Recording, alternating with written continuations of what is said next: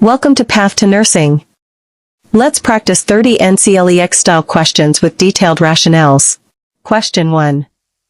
A laboring client is 6 centimeters dilated, 100% effaced, and at 0 station. Which stage of labor is the client in? A. First stage, latent phase. B. First stage, active phase.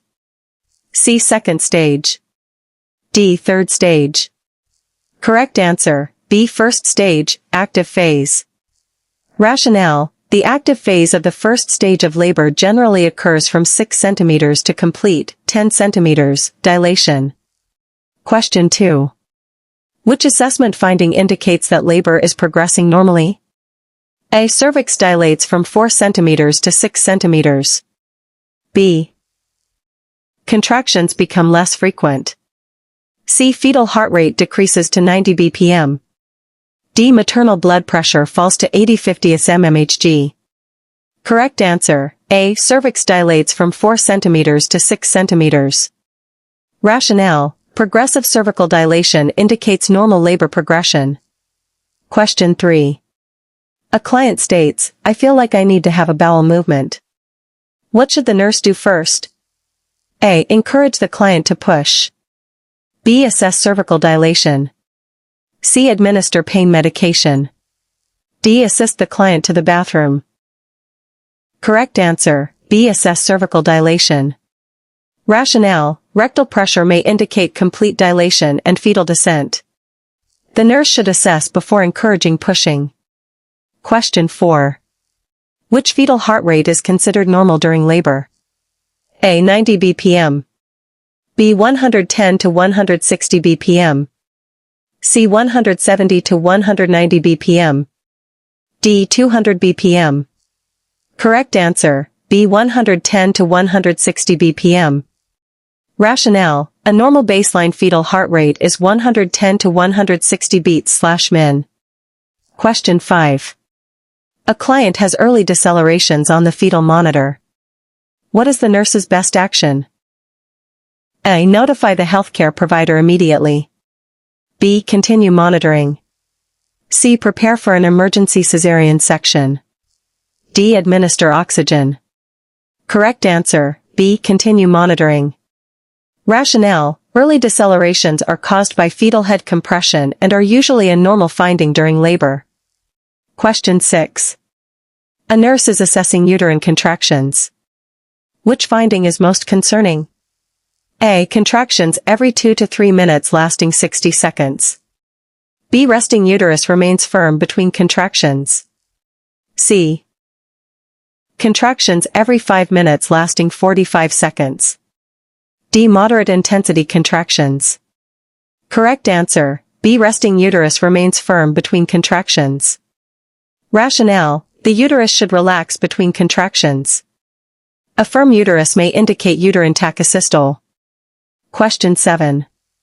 Which maternal position promotes uteroplacental blood flow during labor? A. Supine. B. Left lateral. C. Prone. D. Trendelenburg. Correct answer, B. Left lateral. Rationale: the left lateral position reduces pressure on the vena cava and improves placental perfusion. Question 8. Which medication is commonly administered to induce labor? A. Magnesium sulfate. B. Oxytocin, Pitocin. C. Terbutaline. D. Methylergonavine. Correct answer, B. Oxytocin, Pitocin. Rationale: oxytocin stimulates uterine contractions and is commonly used for labor induction. Question 9. A client receiving oxytocin develops contractions every 1 minute, lasting 90 seconds. What is the nurse's priority action? A. Increase the oxytocin. B. Stop the oxytocin infusion. C. Encourage pushing. D. Administer pain medication. Correct answer, B. Stop the oxytocin infusion. Rationale: excessive uterine contractions increase the risk of fetal distress and uterine rupture. Question 10. Which finding indicates the client has entered the second stage of labor? A. Placenta is delivered. B. Cervix is completely dilated. C. Membranes rupture. D. Contractions begin. Correct answer, B. Cervix is completely dilated. Rationale, the second stage begins at 10 centimeters dilation and ends with the birth of the baby. Question 11. A laboring client suddenly reports severe abdominal pain, and the fetal heart rate drops to 80 bpm. What should the nurse suspect? A. Normal labor progression. B. Uterine rupture. C. Braxton Hicks contractions. D. False labor. Correct answer, B. Uterine rupture. Rationale, sudden severe pain with fetal distress is a classic sign of uterine rupture and requires immediate intervention. Question 12. Which stage of labor begins with the delivery of the baby and ends with delivery of the placenta? A. First stage. B. Second stage. C. Third stage. D. Fourth stage. Correct answer, C. Third stage. Rationale, the third stage starts after birth and ends when the placenta is expelled. Question 13. Which fetal heart rate pattern is most concerning? A. Early decelerations. B. Moderate variability.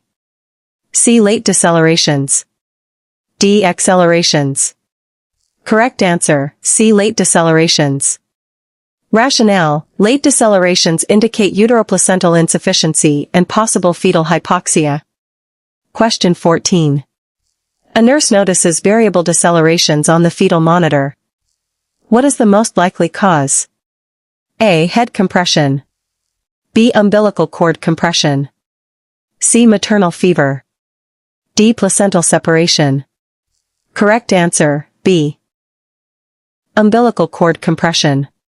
Rationale, variable decelerations are caused by compression of the umbilical cord. Question 15. A laboring client has spontaneous rupture of membranes. What is the nurse's priority assessment? A. Maternal blood pressure. B. Fetal heart rate. C. Maternal temperature. D. Pain level. Correct answer, B. Fetal heart rate. Rationale, cord prolapse may occur after membrane rupture, making fetal heart rate assessment the priority. Question 16. Which finding indicates effective pushing during the second stage of labor? A. No fetal descent. B. Progressive fetal descent. C. Decreased contractions. D. Cervix closes. Correct answer, B. Progressive fetal descent. Rationale, effective pushing moves the fetus through the birth canal. Question 17. Which client should the nurse assess first? A. A client with contractions every 5 minutes. B. A client with bright red vaginal bleeding. C. A client requesting ice chips. D. A client reporting mild back pain. Correct answer, B. A client with bright red vaginal bleeding. Rationale, vaginal bleeding may indicate placental abruption or placenta previa and requires immediate evaluation. Question 18. A laboring client is hyperventilating. What is the nurse's best action? A. Encourage slower breathing. B. Increase oxygen flow. C. Encourage faster breathing. D. Place the client flat. Correct answer, A. Encourage slower breathing. Rationale, hyperventilation can decrease carbon dioxide levels, causing dizziness and tingling. Question 19. Which finding indicates the placenta has separated? A. Umbilical cord lengthens and a gush of blood occurs. B. Maternal temperature rises.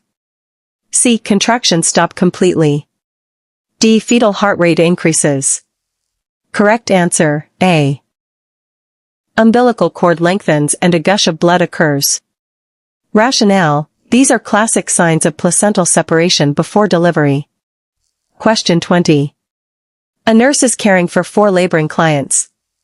Which client should be assessed first? A. A client with contractions every 4 minutes requesting pain medication. B. A client with recurrent late decelerations and minimal variability.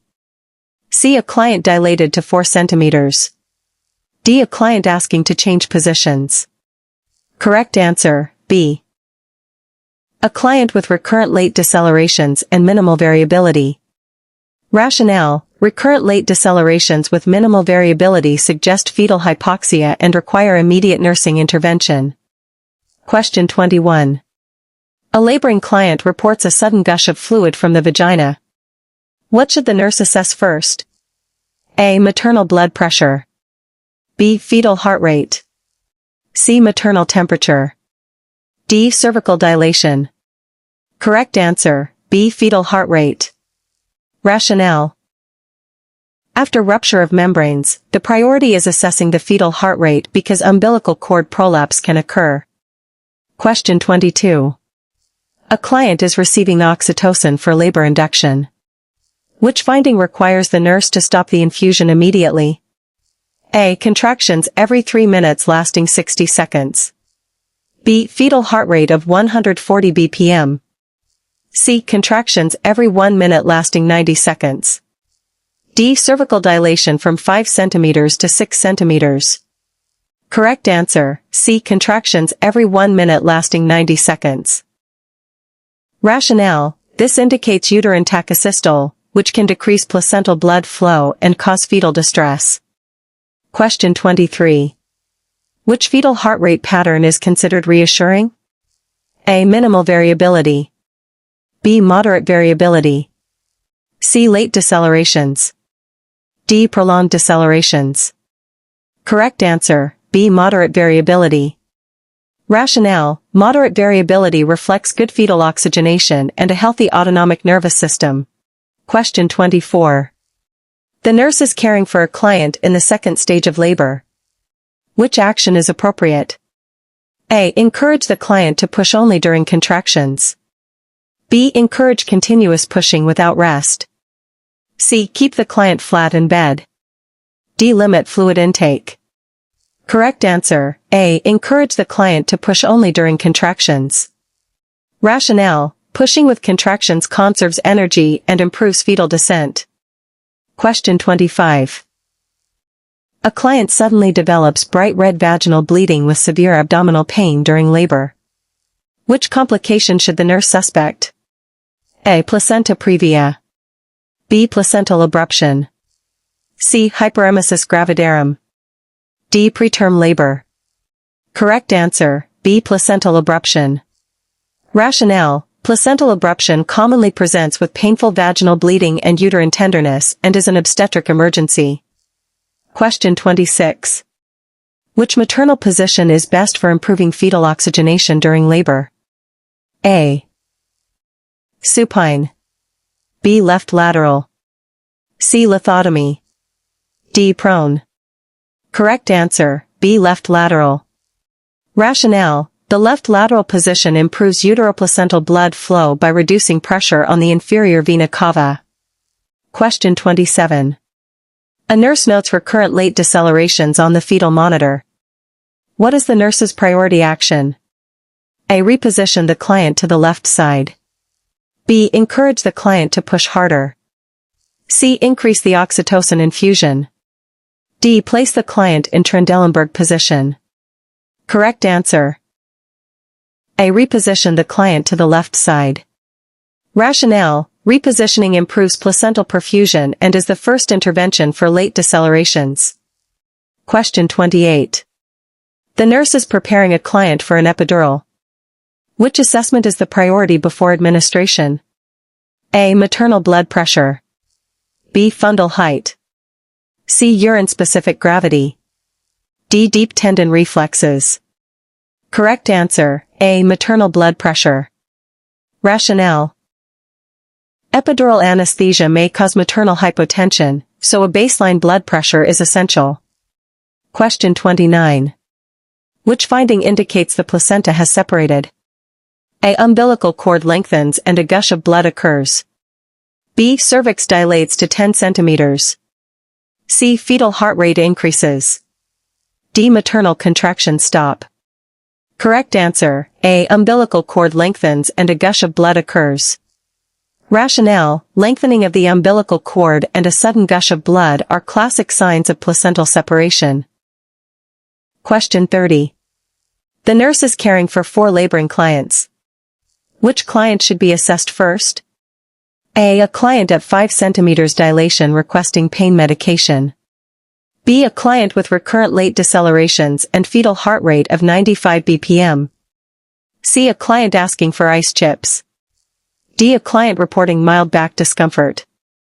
Correct answer, B. A client with recurrent late decelerations and fetal heart rate of 95 bpm. Rationale. Recurrent late decelerations accompanied by fetal bradycardia indicate fetal hypoxia and require immediate intervention. Comment your score out of 30 below. If this video helped you, don't forget to like, subscribe, and share it with a fellow nursing student. I'll see you in the next NCLEX practice session.